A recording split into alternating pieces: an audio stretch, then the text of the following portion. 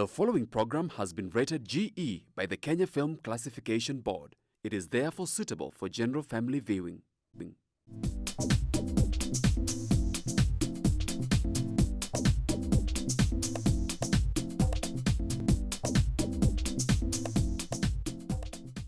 Hello viewer, welcome to Chungu cha Jamii. My name is Betty Akuku. I am your host today and I have a very lovely guest. You truly want to listen to her story. I will give her this time to introduce herself before we can listen to what she has been keeping inside.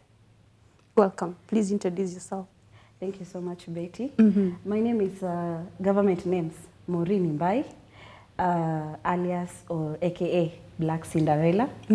She's a reality TV personality, a radio presenter, and an upcoming blogger. But my best job in this life is being a mother. Wow. Wow, wow. Welcome. Good to have you. You have so many titles. I've lost all of them. I only had the mother, which is your best. Yes. But you have called yourself Black Cinderella. Where does that come from? Okay, Black Cinderella is a name I created for myself. Oh. Actually, it's more like a defensive name, you know, because I was at this time when, unajua, people not everyone will like you. Some people will look at you and unfortunately they won't have the best words, you know. So I was at this point in life where everything that I was meeting at first sight was not love. You know, I meet someone, they don't know me, they don't want to know me or even take time to know me, and they just go like, black mamba, black dog, black something. So I was literally going down on my self-esteem. I was like, why am I black, you know? But then I would still think about my mom because I resemble my mom. Yeah. So I would always think about my mom, and I go like, if anything, I love the color my mom is, you know. So if Was that coming from your color? Was it to do with your complexion? Yes. People don't have, actually, let me tell you something, being a black-skinned girl in Kenya, and unfortunately, because Kenya is Africa, being a black-skinned girl in Kenya, it's more painful. I don't know how it is to be out there as a black girl, but you know, I even go on a day-to-day, you know, my routines, and you are in town, you see people approaching you saying, come and bleach your skin. Because, yeah, literally, they're selling bleaching skin products and you're black. So I had these people, like my colleagues at the job I was doing, they didn't like me. So because of your complexion? Yes, actually, because I thought black is beauty. Black is beauty, but Yes. unfortunately, most people only like the sentence. They like black in a sentence. But to practice it every day, they don't do that. And you are not that charcoal black. Yeah, actually there are more people who are like so dark skin. Yes. So I even wonder what they go through, because me as I am now, I was called black dog, black mamba, black elephant, black this. So I decided, like, you know what, if your problem is black, then I'll make it a name. But this time, how about we go royal? Because black is royal. So I decided like Black Cinderella. Wow. You know? Wow. Yeah, so I created that name. And Black Cinderella is a very different person from Maureen. She's accommodative, but she's just, you know, a no-nonsense person. Because that is what the world offers me most of the time. Yeah. So you fight back in that way? Yes, and actually, you know, Black Cinderella is now not even a brand name. It is a fierce name. Like when you're in a room and you hear Black Cinderella is coming, you know that you have to stay on discipline, because that is who Black Cinderella is. But naturally, or just off cameras or off, you know, duty calls, I'm just a very lovable person. Yeah. How do you manage to switch in between two personalities? You know, it sounds to me like a very difficult thing to do, because unless you are an actress, you know, then while in the theater, you've got to be the actress. And when you're outside at home doing your other stuff, then you've got to be Maureen. Yeah, actually, when I'm at home, I'm just that mother. I'm a neighbor. I'm a customer to Mama Mboga. You know, I'm just a sister to my sisters and brothers, you know. But something about the acting part, when maybe the cameras are rolling on, you know, you have to bring out that person Yes. that the world needs to know, Yes. or wants to see. But to answer you, normally it depends on what is served to me. You see, if you bring me breakfast, I'll have breakfast. If you bring me 4 o'clock tea, I'll have that 4 o'clock tea. So Black Cinderella, it's how you receive her. When you see me and you have love for me, I'm very lovable.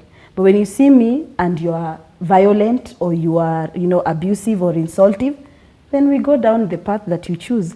But it's not difficult to switch from Black Cinderella to Maureen, because I'm always on guard. That's nice. You look like a very lovable soul. And I wonder what Black Cinderella really is, such that when I hear she's there coming, then I have to keep this lane. But tell us, you are a socialite. How did that become? Actually, I'm not. I'm a political aspirant right now. Okay. Yeah, because I don't want to associate myself with the word socialite. Because in Kenya, it's not about you being famous.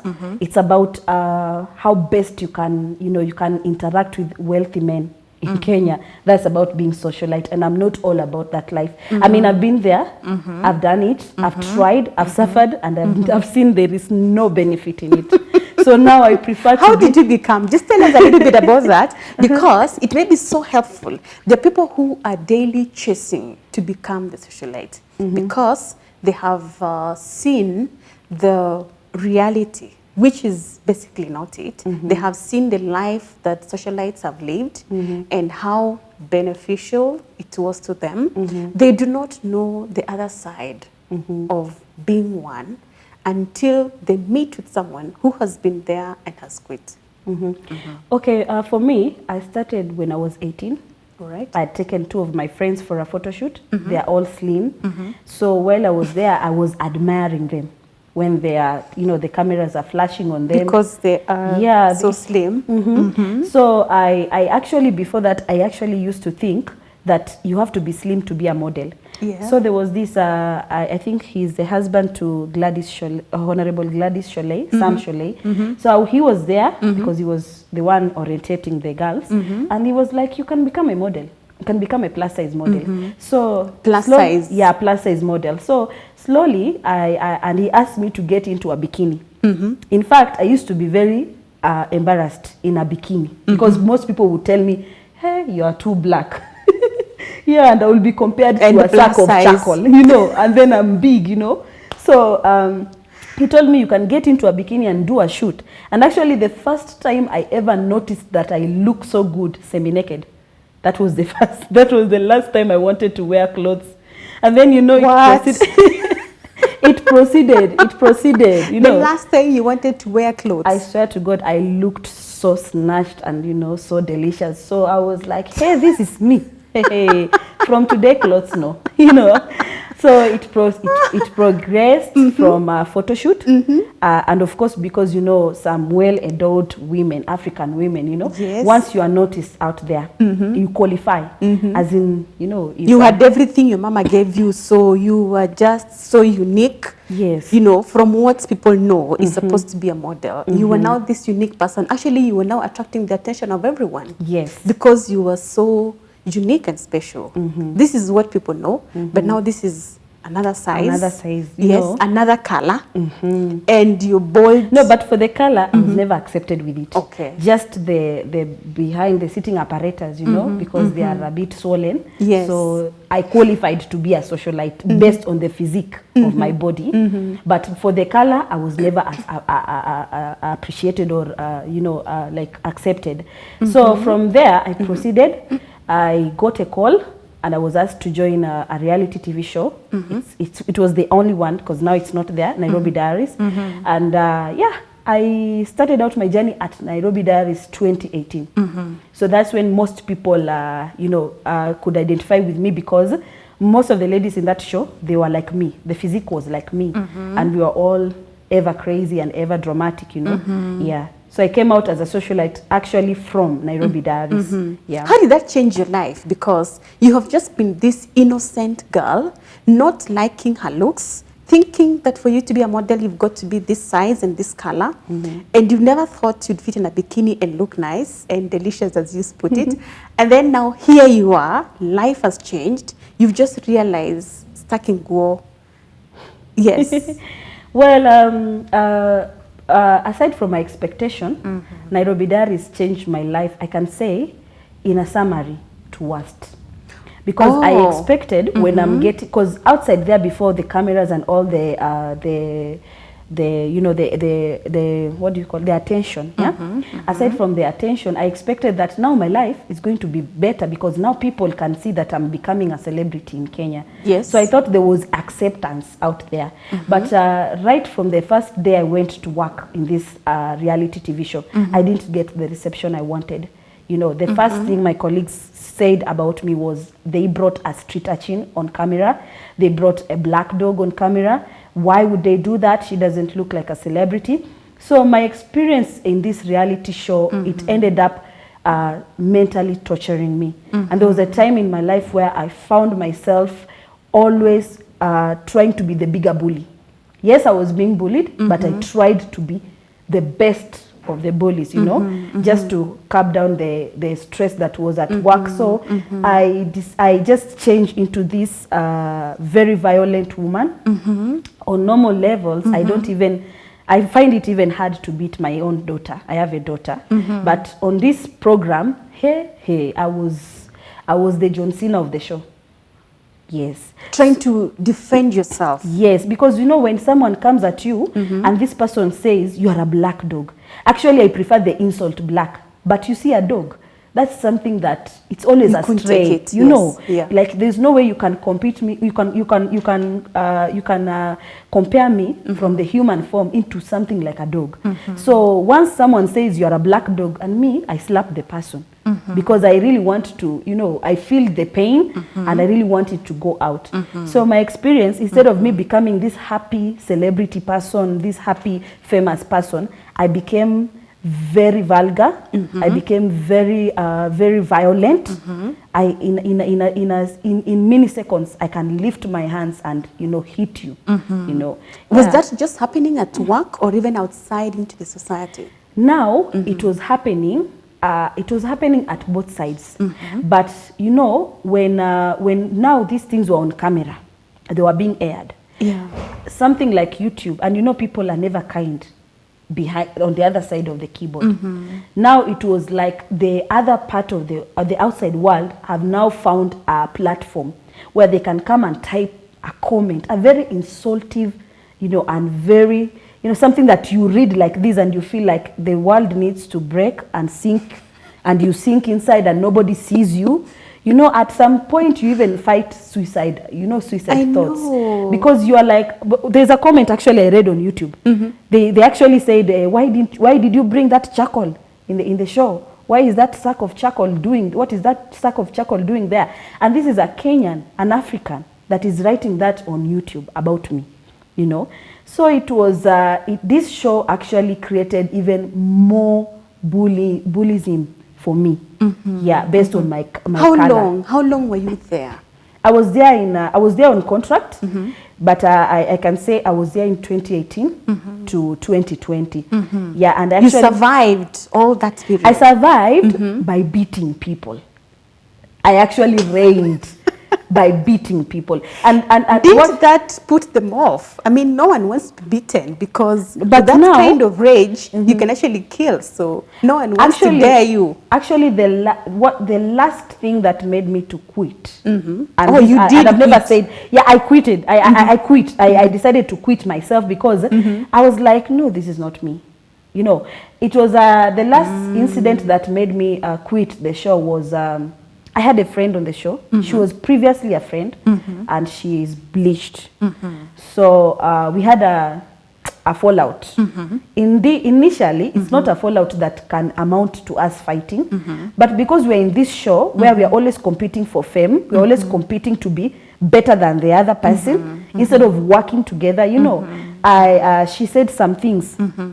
You know, she referred to me. I was seated somewhere, and I heard her in Kikuyu saying "Nguyeno," which means this dog. You know, so actually it's like when I was in the show, whenever I'm upset, I get flashback of so many things that I never brought out.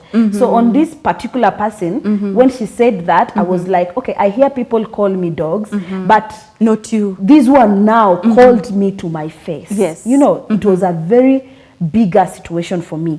So I actually left the studio, and I remember calling the producer and promising that girl a very thorough beating.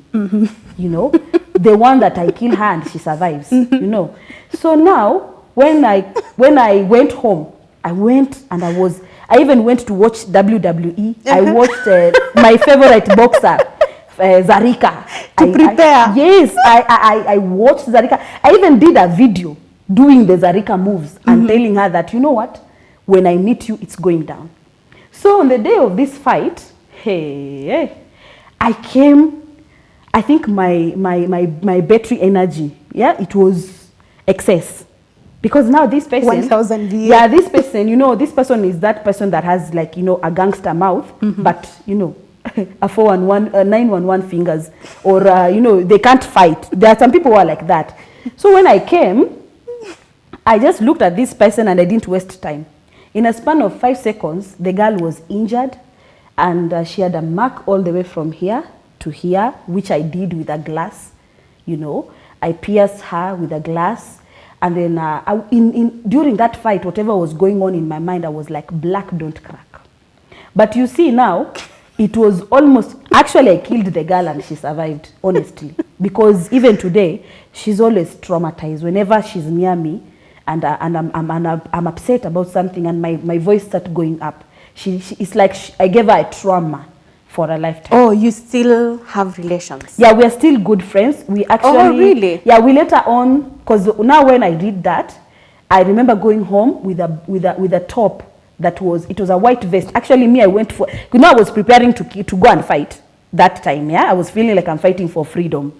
So I went to work with a short to be easy to fight, a very small short and a vest. So I went back home with a vest full of blood. And actually everybody on the road was looking at me, even the Uber guy that carried me. I'm surprised that there was no one to set you guys apart. No, it's the rule of the show.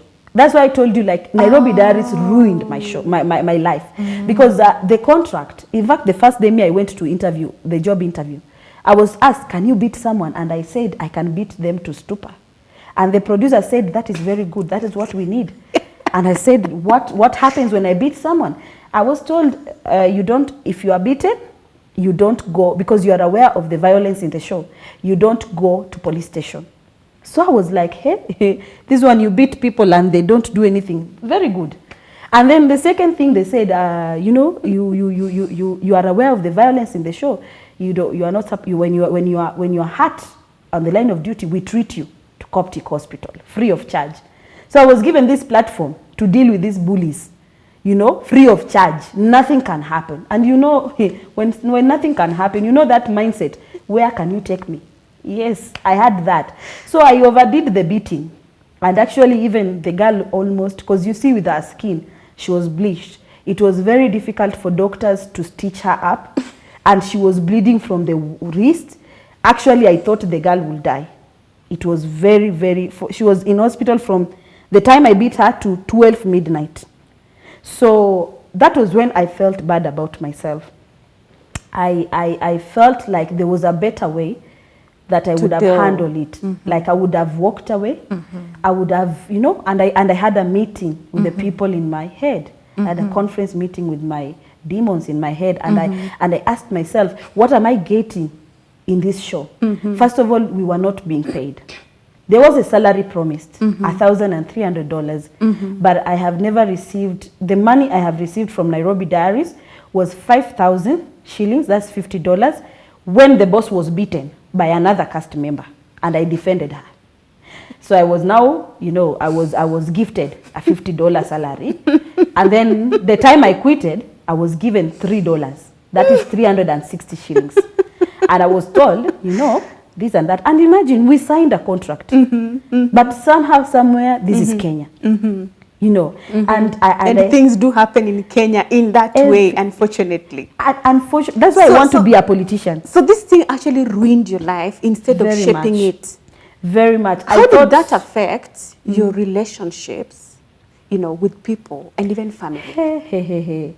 Okay, my mom is this kind of person that, okay, she will not scold you, and she will not hate you, but she will let you know that what you're doing is not right. So my mom, we always had this conversation, and she would say, go slow, you know, you can kill, you know, within 5 minutes you can go to prison. My mom had always had that conversation with me. My dad, on the other side, my dad is in military. My dad is always proud because I grew up in that manner. And whenever I went out and the kids, you know, fought me and I fought them back and I won, my dad was always like, being in the military, I mean, why not? Yeah, so my dad never really actually had a conversation with me. Neighbors and friends, and even relationship. Yes, I exactly. remember because I'm imagining a dude would come and they will just look at you and actually hear all that, it's and not they're even. like, hey. It's not, I didn't lose a relationship because of what was being aired on the show. I lost a relationship because I was mentally unstable to the point of, in my own relationship, whenever my other significant person does anything, I want to jump on him. I want to, you know, I want to fight. I want to bite him. I want to do everything. You see, actually, for me, I didn't just lose. I was mentally disturbed. And I just came out of recent when I had a sit down with the one and only Lynn. She gave me a listening ear. So there were things I could tell her that, you know, I've never spoken to anybody. Because when you're on the limelight as a socialite, there is no way you can now start doing a video crying, saying that, you know, it is tough being here. Because that will mean that you're now losing everything. Yes. So you just have, even though you know it's tough, you have to be out there pretending to be very happy. You know, that is one thing that amazes me, the socialite kind of life. You have to live in a certain kind of suburb, you know. We should not find you in the mama mboga. You should buy your groceries from the supermarket. I mean, you should get your things from, you know, we should never see you in a matatu. We should never see you in a motorbike. How are you able to handle that? Was that even ever your life?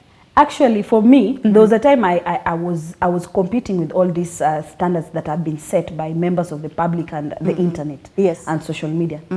So I was in Kilimani. I was in this house of 55,000 for a 2-bedroom. And when it's end month, when it's time to pay this rent, I now think, oh my God, my phone contact, whose father? Whose grandfather? Whose brother? And whose cousin? Are you going to call? Am I going to you have a call? Am I going to offer myself as sacrifice? You know, in bed for me to afford that 55,000. And even at such, you get that money, but everything goes to the rent. And you see, I have a kid. So you end up paying the rent. You have struggled. You have paid the rent. Okay, now what about food? What about when you want to go out and work on media? You need hair, you need nails, you need makeup. You know, my expenses in the month, it's like I need $500,000. And then, why? Because, you know, because you're a socialite. Yes, you have to look like a socialite. There is no way utajipaka arimis, ukuje hapo useme ati wewe ni socialite. You need to look like the class you're trying to, you know. That's why like most living people, in Kilimani 2-bedroom house and paying 55 Gs. It wasn't because I can afford Kilimani. It was because people will accept me as, you know, I have it all. Oh, society. But me, I got to a point where my daughter needs to go to school. I need to eat. My mom in the village, she needs money. At least let her enjoy the fact that she's a mom, you know. I have but she has a daughter in the city, in the capital. You know, but let me tell you something. When you go to Luya land, if I go right now, I'm telling you know those Luya is drums. Yes. They will carry me from where I will alight. Oh my goodness. Playing that because I was in TV. But these people don't know. They're expecting handouts as soon as they put you down. My dear. And then you want to give how much? Literally nothing. Thank you. You know, that's the best part of it. As a celebrity, you even go to someone's business. You go and get a free dress. People are surviving. Let me tell you something. And this is something that people don't want to say. These celebrities, most of them, they don't patronize business. In fact, they work against everybody's business. Because you come to my business and you come and say, oh, I'm Black Cinderella. You know, I will market you. I'll give you exposure. Give me a free dress. People are surviving on free things here. Favors. being done. And then there are some Kenyans, you know, I don't know what it is about someone being on TV. But even me, you find someone you find someone saying, Cinderella, you're the one that is on TV. Okay, I will give you some money. And you're like, oh, because I was in TV, I didn't work for this. Not like it's bad, but sometimes it makes you feel entitled. To the point of I've seen many celebrities, you know, you don't have a food, now you commit suicide. Instead of you know, putting that life, that public life separate from a private life. Like me, when you come to my hood, I live in Zimmerman. When you come to my hood, I go to Mama Mboga, I do my vegetables, I come home, I cook, I wash my utensils. You know, my neighbors know me as not Black Cinderella. As Maureen. They know me as Maureen, you know, because I want to live well. Maureen, there's a shift that I would like to get clearly. There's this gap I want us to bridge. So you got into mental illness, you know, or instability, and without realizing. And actually that's what happens. You actually get there without knowing, but situations lead you there. And if you don't get help, it sticks with you. You mentioned that you were just working on that now, or you probably have been able to overcome. But you were also chasing life. You wanted to be what the society sees you as, and not your real person. So because of that, you went to live such a very high and expensive life just to please us and not yourself when you truly suffered. How did you now move from that place to Zima of I don't know whether the Zima is a place of watu wa kawaida, but not a socialite hood. Hey, Zimmerman has a lot. Zimmerman has a lot of good people coming from it. Okay. It's just that they don't like to say they are living there. I don't want to mention names. All right. They are my neighbors there. But you see, I had a different change of mindset. Number one, I used to think that being a socialite, this is something, me living expensive is something people want to see. It is the other way around. It is what I want people to see so that they can respect me and, you know, worship me. So I changed that. I said, does anyone really pressure me to live in Kilimani? Or is it me that want to pressure them? What car are you driving? Yeah? What car are you driving then? Another day. Yeah, so I had and you know something about Cinderella, even when I do something wrong, I still have those moments where I summon demons, I call them out, and I tell them, let's have a conference meeting. Tuangaliane, literally, let's reason. Let's deal with so and people. Does someone has ever called me and told me, Cinderella, where are you living? No. I'm the one that wants people to say, Cindy lives in Kilimani, Cindy pays a house of 55,000. At the end of the day, Kenyans are not stressing me. Kenyans have a lot of things to think about. They're so busy. Not Black Cinderella. They're so busy. I actually, and I even came down and I said, okay, perhaps now I can go to a lower house, you know, somewhere where I can just live. Because you know, in Kilimani, like now, I'm enjoying my life in Zimmerman. I can go and buy chips for 100. I can go to in Kilimani. The only chips I can see on my front is KFC or Chicken Inn. Sometimes it's a bit, you know, off my budget. Yes. But here I see fries on the road. 100 shillings and it's and a in lot. fact, those ones that are on the road, they are very. Me too. They are very delicious. Yes. So me, I changed my mindset. I identified that still, I'm just that ordinary person. And then at this point where most celebrities were drinking and falling into depression, and you know, and some were committing suicide, I asked myself, because I lost my friend. He was the late Papa Dennis. He suicided himself because, you know, he had come down from the high horses of celebrity life, you know. After you, and you know, Kenyans are very good at laughing at you. I don't know why Kenyans do that, by the way, you guys. It is normal for people to go broke, but once you are on TV and you went broke, you want to change you'd your rather name. just hide your face. But And you change see, your name. I'm telling you, but you see me even when they insult and say she lives in the ghetto, I said, yes, I do. She lives in a bedsitter, though recently, I know you have not asked me, but let me just tell you, I've moved to a 2-bedroom. But that's not for the haters. That is for me. You know, You have moved from a bedsitter. Hey, what a bedsitter? In fact, if you're living in a bedsitter, continue. But that was not for the limelight or for the haters or for the followers.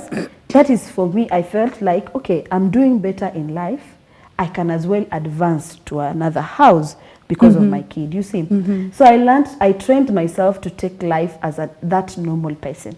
Because when this celebrity mindset gets into you, you eat cabbage, you think, no, I don't deserve to eat cabbage. I know. I'm Black Cinderella. I know. You know, you eat, you know, you just live so high. And at the end of the day, you buy your clothes from LC Waikiki and those other places. You should never be seen across the road. Mimi, no. Mimi, I go to even Mtumba because people that go there, they are sold for humans. And let me tell you something. At the end of the day, you go like, okay, I don't deserve to eat cabbage. Okay, fine. Today you showed Kenyans that you have ate chicken in. They didn't congratulate you. But the day they will see you eating that cabbage, hey, Kenyans will come at you. Do you know that is the reality there?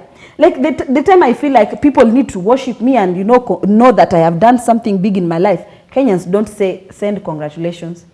But the day I did something that is ordinary, even to them, they're eating the cabbage. But as long as it's me, it's going to be a topic. And that's not that is not the fault of Kenyans. That's the fault of Black Cinderella. And cabbage is just cabbage. Just depends on where you eat it. I'm telling you. It just depends on where or you even eat how it. you cook it. Yes. Sometimes you can cook it very nice. You can cook it like prison cabbage. You can cook it like, Kempinski cabbage. It's just I decided to identify my private and my public life. I'm wondering how you managed, to get there. You have said that it was a change of mindset. I don't know if you saw, a change in somebody's life. You have mentioned Papa Dennis and what happened to him. That could also be an eye-opener, things that can just trigger you and make you feel like, hey, no, this is not the right way. But you have mentioned something also that caught my attention, and that was you start scrolling, on your phone. You're looking for Baba Nani and Guka ya Nani and Uncle ya Nani and Brother ya Nani. Whose husband. Yes, and whose husband. When you are a socialite, there's this thing that people kind of believe about you guys. And that is that once you're a socialite, then you do not have a decent life. So you kind of live like a twilight girl. And so anyone and anything goes. Tell us about that. I will still go back to one point before I answer you. You see, at Nairobi Diaries, there was something that our producer used to make us say. And she's a brainwasher. I'm sorry, I'm not attacking her, but she really washed our brains. Because even though my parents have fought so hard to give me a good education, I've been raised in the military barracks. I come from a family of mother and father. And we are 9 siblings. I have 8 siblings. But you see, when I was at work, my producer would tell us, sit on camera and say, men pay me $5,000 per night. Literally, there is no $5,000 per night. But she tells you that when you say that, if someone had an interest in you, they're going to come with the $5,000 already. So you see, most of us, if you watch Nairobi Diaries, most of us were always on TV. Hey, me, I roll with Range Rover. My friend, situation in the ground is different. There is no Range Rover. Do you know even the car that we used to go to at work? It was I don't know if it's a Probox or what was that we were driving in. But even me, I go with Nduthi. But once it's the camera, the producer will tell you, hey, men are watching, politicians are watching. So take advantage and ask, set your standards up. So even me, I found myself on the media saying, hey, me, you can't, if you don't have money, you can't have me. That is literally announcing to the world that I am a prostitute. But you see, there is a good way to sugarcoat it, where you say, I'm all for the rich. I used to call even myself millionaire's toy. But have I ever met a millionaire? Maybe I have, but I didn't impress them with my brains. So people think that when you're a socialite, okay, in Africa, it's all about sleeping with people. That is just the truth. It's always about sleeping. If you see the outside world, they are rich. They are from a richer family. That's why they became socialites. But us unatoka huko Matungu ama sijui ni wapi, you know, and you come there and because you did a photo shoot hapo hivyo Buo Art, you now start saying, you know, this and that. And these are things that, what I just said, my producer used to want us to say, these are things that are needed for you to survive. Because you are giving this men pressure out there. That you are $5,000 per night. By the way, did you get approaches on the I have. And you couldn't let go because of the budget that you have. If your budget was $500,000, my friend, in a month. I actually had so many offers, but for me, in my defense, I can say maybe 1 or 2. But I never used to like it because most of the people that come to you are people that have already slept with almost everybody in that reality show. You see, like whenever there is a new face, because they already know that these girls in this show, they are like this, you already have a market. But that market is like, you know, you can even get sick. So me, it used to disgust me. Because you find that you are seeing So someone. you'll do it just for the money or for the job? You will or do for it the budget or... actually for the budget of you being that celebrity. Because you see a first bit is nothing less than $40 or $35. You need your shoes, $70. You need, okay, you can wear a less shoe, but for you to sit on camera and look like something, you need that expensive shoes. You have, and it is not the studio that provides. It's actually not the producer that provides. It was us doing everything for ourselves. You see. And so you have to give yourself to this man to get it. And if you notice, because in my defense, I was never looking that classy on Nairobi Diaries, and it got me a lot of problems and insult. Because I used to, sometimes, you know, you think I'm a mom. So what am I, you know, there's always, you know, that daughter of yours that is going to grow up and see these things. Talking about your daughter, you know, when I listen to you, I'm trying to imagine that kind of a life because it's not something that you're doing for fun. It's not that you are enjoying. You know, when you get down with someone, you really want to have fun. But then now this is not your case. You're not doing it to enjoy or to have fun, but you have targets to meet. You have, you know, there's a way you want to look. And so this is the only way for you. And therefore, you have to get out there and advertise yourself and say all these things that have been told you guys to say. But you have a daughter. And even without talking about your daughter yet, there are so many girls, like I had told you earlier. People hear about celebrities and socialites, and all they think, like you said, is you sleep with guys. And when you sleep with guys, you're gonna get rich real quick, without having to struggle or pay much, just offering yourself, you know.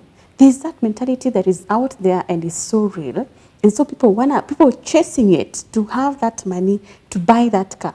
You see very little small girls driving very nice and classy and flashy cars, not their own, as in not their own money. And so you look at that and you admire.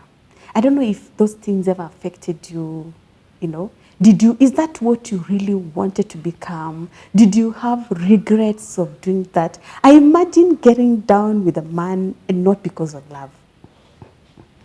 Let me first of all change your own mindset right now. There's a lot of girls that I feel there's a difference between when you see a lot of girls driving these flashy cars. Okay. If you check the percentage of the girls that are driving these flashy cars and cars that look like they couldn't afford, to the percentage of these other girls that brag about iPhones and you know, human hairs, the percentage of these iPhone girls is much more than these people that are driving. That is because whatever you get from a man, it's not a lifetime. It will not secure you for a lifetime. Remember, no man, in reality, no man wants to be told conditions that before you have a woman, you should have your pockets ready. Even if you get that man, he's going to be with you for that only 1 hour or that 30 minutes. After that, you have nothing else to offer this man. You see? So it's kind of different. But because even I have, as I came out of the show, I've really been putting efforts to speak to young girls. Most are losing their lives because they are thinking, what actually brought the word sponyo, sponsors? It was Nairobi Diaries. Because the producer used to say, and I sat even myself, and I said, politicians, you know, presidents, Ghana president, politician, diplomats, those are the people that we see. There is nobody like that. If I had a politician, you won't see me in Kenya. Then it was just for me to get them. So those politicians will now think, this is our spec. You see the reverse psychology of it. Yes. Yeah, and when young girls were watching this... So when you live there, you just go and get cover guys. I was waiting to really get a politician. But you see, my stupidity is that I've already said I have a politician. So another politician doesn't even want to have interest with me. Since I already have. have. Regular common guy also fears they may not be able to afford you. Exactly. You cannot even date. I swear to God. And who wants a woman that is on TV and internet already boasting about her prostitution? Okay, the guy can be okay to sleep with you, not to plan a future with you. You know, that is the reality that young girls need to understand. Like the guy can be okay. They can come for you because you are looking beautiful and you are available.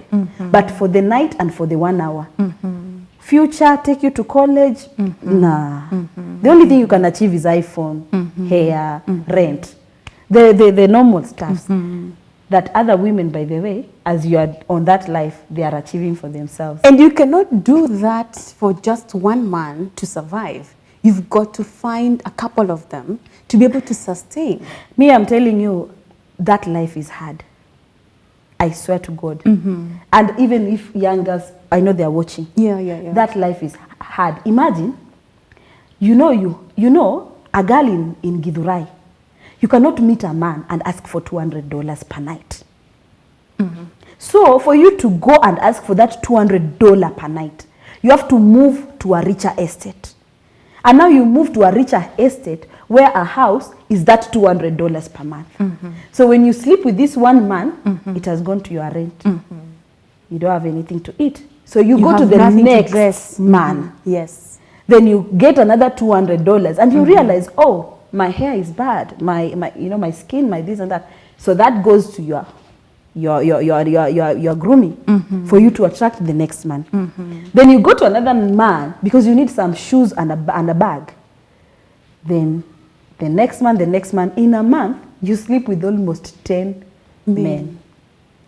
10 men per $200 is $2,000. Yes. But what did you do with your own $2,000 a month? You just dressed and paid rent. Wasted life. You see, and girls are giving up on even education dreams, you know, future, thinking that we are making money. Me, I'm Black Cinderella, I'm telling you, I've been here. There is nothing you are making. And if at all you are making something, it is always for something. You are getting a bill, paid. You're not saving, you're not becoming a better person.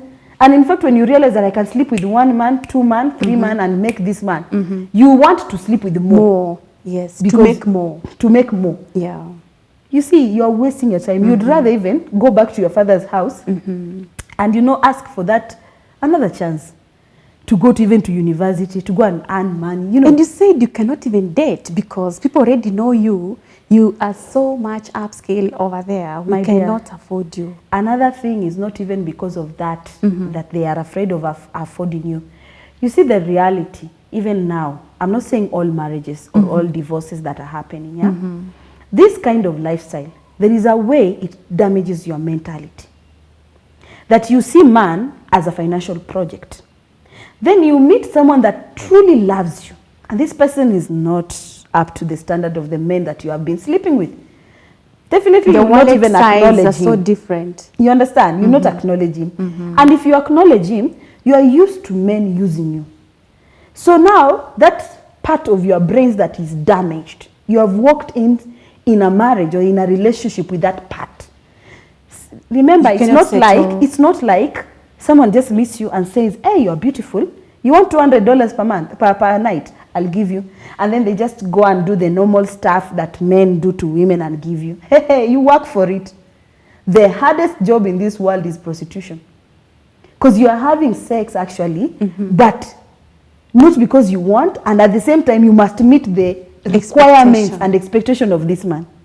So if he asks you for something that is not ordinary and you're not supposed, and you're not even Comfortable. used to do, you just have to, because if you don't, It's worth the money. if you don't, that money will come to, maybe you will say, now you didn't do what I wanted, so I'm giving you $100 or $50. It's not like it's an easy money. I'm telling you, if you have a sit down with people who can open up and tell you what they did to earn even $50, it is a sad situation. And me, I always When tell I that. listen to you, I could get for sure you wouldn't want any young girls to get into it. Neither would you advocate for your daughter to even know the kind of life that you led. Actually, have you me- ever told her? How old is she? My daughter is 4 years old, and actually, I'm where I am right now with everything I've worked for. If I don't, and if I don't get the chance to represent the Kenya youths in Parliament next year, I'm working towards leaving Africa. Not because I hate Africa, but because I really want another society, another different life approach for my daughter. Yeah, she's the only person I have, and I must make sure that I will not be able to control her life, but I must make sure that, because it's gonna pain me to see the same mistakes I did in her life. So I'm using my daughter as a project in a way that everything I have learned and everything I made a mistake and I really want to amend, and I can't go back to that time, I'll amend it in my daughter's life, you know. So I'm really very close with my daughter. That's why you see me, I don't hire a house help. I've put myself down to really raise her from my own hands, because I want to, you know, I want to create Mold her her. into a woman that I'm now becoming. Yeah. Your life has now changed from that you have told us, and what are you doing right now? Because I'm thinking of, if your daughter gets to hear, this was my mom, you know, and you may never stop her from getting that, because some of those things, once they're out, you can never edit them, and you do not have control of who gets to meet with them. And if someone just sneaks, or whichever way that this information reaches your daughter, you know, it is the last thing I know as a mother you would want to wish, and probably the reason why you want to escape to another country to just make her have a society, a different society. But remember, people are just people, you know. They always have either a good or a bad mindset, and what gets into the mind of your daughter may not be easily removed, especially if there's evidence, you know, this is my mom, these are her pictures, this is precisely the life that she has led before. What are you going to do? Okay, for me, you see, even at 4 years old, if you see me and my daughter, we have a very strong bond. So me, my plan, you know, at the end of the day, I'm not going to owe her an apology, because my life is my life, you understand? At the end of the day, the things I owe my daughter is a good upbringing. And then, when she comes across materials that I have done in my life, you know, I have a sit down with her and actually talk about my loss. I can talk about the gains, I can talk about the loss before I advise her. You see, because you can't just, I can't, Exactly. where I am with my daughter now, when she sees one picture where I was in a bikini, half naked on the internet, I can't tell her, don't do it, because she will ask, then why did you do it? You know, I have to tell her, okay, at this year, this is what I did. I loved this, but I lost this percentage of myself. You see, you bring them into a good understanding. And there's one thing that parents in the celebrity world are going through. I think, for the example of, is it Zari Hassan? When her nudes at one point were out, people were uploading these nudes and tagging her sons. And you remember she has like 5 sons, yeah? You see, it's, I actually use her example most of the time when I think like, now my daughter is going to see things, my mistakes before. I take example of Zari. I might not know how she overcame it, because these are even male children seeing their mom, you know. But I take it as her children can't hate her. And at the same time, I take it like, you have to really keep your children, especially when you're a celebrity, out of that internet and social media. Which is not possible in this day and age. It is possible if you just talk to your kids. You know, like, give them a good understanding. You can't keep them out of it. The only thing you can do is that should they meet with it, No, then this is, they already have the prior knowledge of, you know, what to do about it. You know, I can look at something. You can call my mother a witch or anything else, but I know my mother, you know. So I can read all that stuff and it does not affect the knowledge that I have of my mother. It may also find that, yes, this is a reality, this is a truth, but we have spoken about it. I have dealt with it and I have gone over it. Yeah. But for me, my direction was, you see, even before I worry about my 4-year-old daughter, our last born is 5 years. You know, they're also seeing me on the internet. And I have 8 sisters. So it's not just one, I'm not just a mother to my daughter. I have even my siblings who are looking up to me. And I don't want them to go to the same whatever. So what actually I've been doing with my siblings, I talk to them. And I tell them, the reason you won't see me posting you on Instagram, even though you're my sister, I know you want people to know that Black Cinderella is your sister, your blood sister. But the reason you don't see me bringing you guys on the internet is because these people are all crazy. They're going to carry the enmity, transfer it to you. And it's going to be very difficult for you to stand and say Cinderella is my sister. So you see, we had a very nice understanding with my junior sisters. True.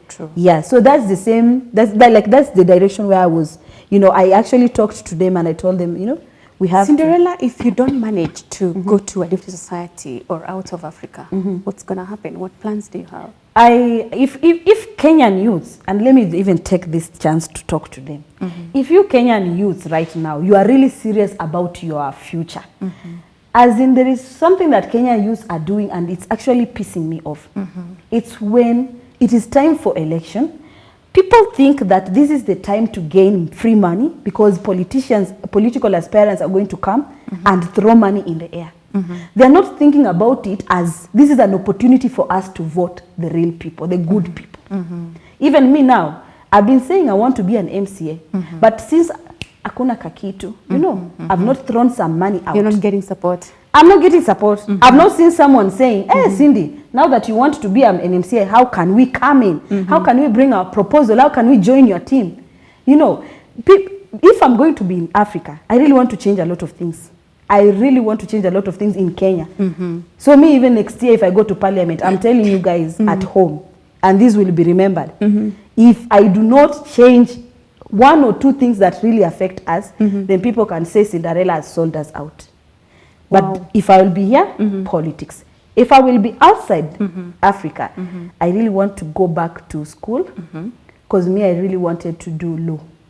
And if I don't do law, but because it alternates, it goes in with one another, I wanted to do the forensic science, law. How old are you? I'm 27. Wow, because you still want to go to school. That's a good age. There's no old age that you can actually say, you know, going back to school. But Cinderella, there are people who have watched you previously, and their dream was, when I grow up, I want to be like that chick. You know? Right now, that story has changed. The second thing, because you're getting out of time, what is your marital status? Okay, wait. Actually, not Ati. You said Ati. People have watched me, and then the story has said. Yes, the story has not changed. The people who looked at you and watched you previously, story has not and changed. what they said is, when I grow up, I want to be like Black Cinderella. And that is the Black Cinderella then. No, in fact, the story has become more better. Yes, ask me in it what has way. changed. Yeah, in a good way. Yes, the one they saw was the nude one, the one in the bikinis and you know, just out there, and everything is out there, and that's what they saw, and that's what they said they really want to be like. So now the story has changed. I don't know what it is with socialites and their dressing. They don't just dress. They don't cover everything anyway. Have you ever tried to do a picture or a video in your bath suit? How would I do that? If you try it, it's very nice.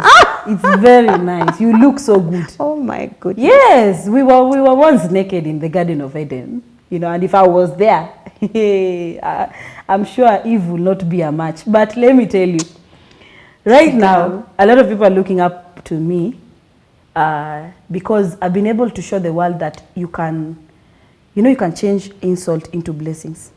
Yeah. And number 2, my courage is really to be admired. So I see even comments and messages, people say, I've been bullied like you, but ever since I saw you speaking out, you know, I know you beat them, but seeing you accept your mistakes and this and that, I look up to you. Yes, yes. To the point of even now, some people now call me for their battles. That's a good. Even when I was coming here, someone was being fought and they were requesting for my backup. You know, because they know Cinderella will stop the bullshit. You see? But yeah, people look up to me, and I'm just glad that they do. And one of the things I also am glad about this time, this new life, is the fact that there is so much love I've received outside there, especially when I spoke about the colorism. Yeah, I think people just needed that checkup. They needed me to check them out, you know? Yeah. My marital status, hey, whoa. Hey. If it was married, we would have had it. So, See, are there any plans to get there?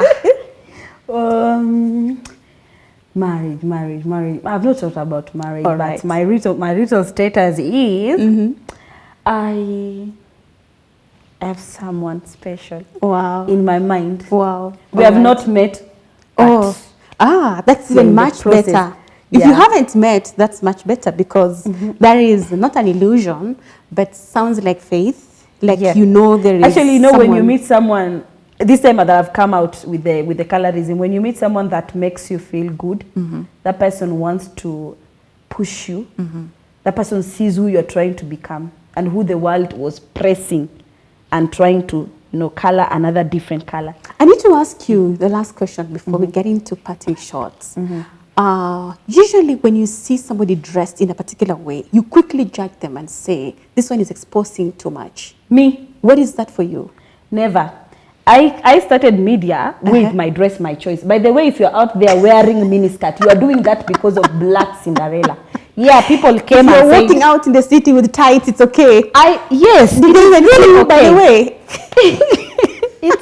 It's really okay. Let me tell you something. You don't feel like you're exposing too much? No. Like people, you pass and everyone is turning to you. Do you know like, there are some clothes? You don't feel that attraction. Do you know clothes? There are some clothes that really speaks into you. It's not just wearing them. There's sometimes you do some makeup and you feel like you need to talk like a Black American.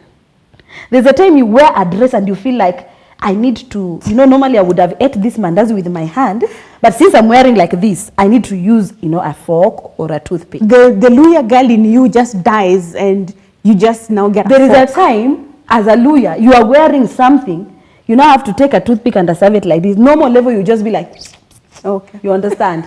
So me with Parting dress, dress people should wear the way they want.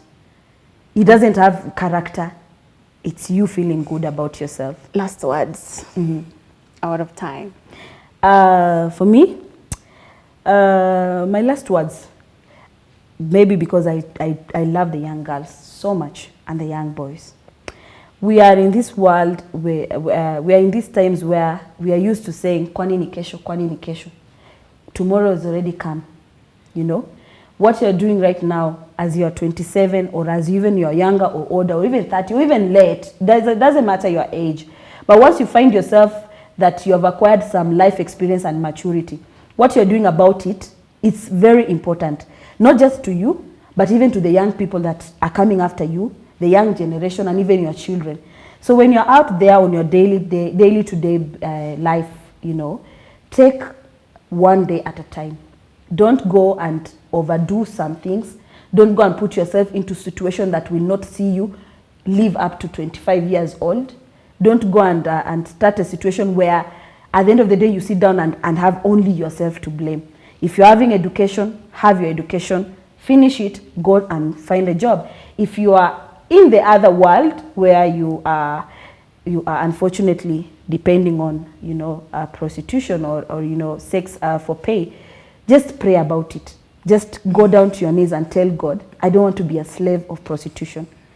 And then next year, if you guys don't support me, Kenya is going to lose a lot of things. All right. When you see me on politics, support Black Cinderella. Great. We heard you, we got you, we are in there. Good. Thank you so much. for coming and Thank you for having sharing me. your story. Indeed, the courage you talked about is real, and I like it. Thank you so much, viewer, for watching this episode. I hope you gave Cinderella some love. Don't call her black dog anymore. You can see she's such a lovely, lovely soul.